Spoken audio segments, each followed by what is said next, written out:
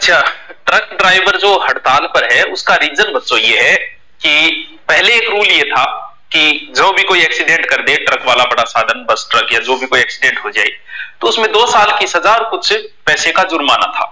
अब जो नया रूल लेके आई है भारत सरकार, तो नए रूल में ये आया है कि अगर एक्सीडेंट करके भाग जाए या एक्सीडेंट हो जाए बड़ी गाड़ी से, ट्रक से, तो उसमें 10 साल की तो सजा कर दी और जुर्माना भी लाखों में कर दिया।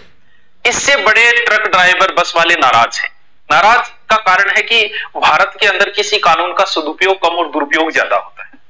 आप जब भी देखोगे साधन के अंदर अपने फिक्स मेंटलिटी है कि बड़े साधन वाले की गलती मान लेते हैं। अगर मोटरसाइकिल कार में है तो कार वाले की गलती, उसको पीट देते हैं। कार ट्रक में आए तो ट्रक वाले की गलती मान, फिक्स है, गलती किसी को। अब आपको पता है बड़े साधन बहुत कम गलतियां करते हैं। आप देखो भारत में जितने एक्सीडेंट होंगे 50% एक साइड में मोटरसाइकिल मिलेगी। बड़े साधन बहुत कम गलतियां करते हैं। आपको पता है ट्रक सांप सीढ़ी ओम फोपो करके तो चला नहीं सकते, वो आराम से अपनी लाइन में चलते। अचानक से उनके आगे साधन आ जाए तो इतने हैवी होते हैं ब्रेक मारना ही बड़ा मुश्किल हो जाता है।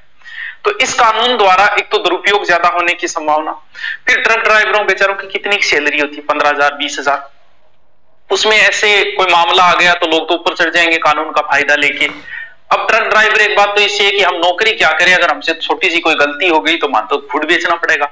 बात भी जाहिर है कि 10 साल की सजा, पहले कानून थोड़ा सा सख्त कम था, अब सख्त भी बना दिया 10 साल।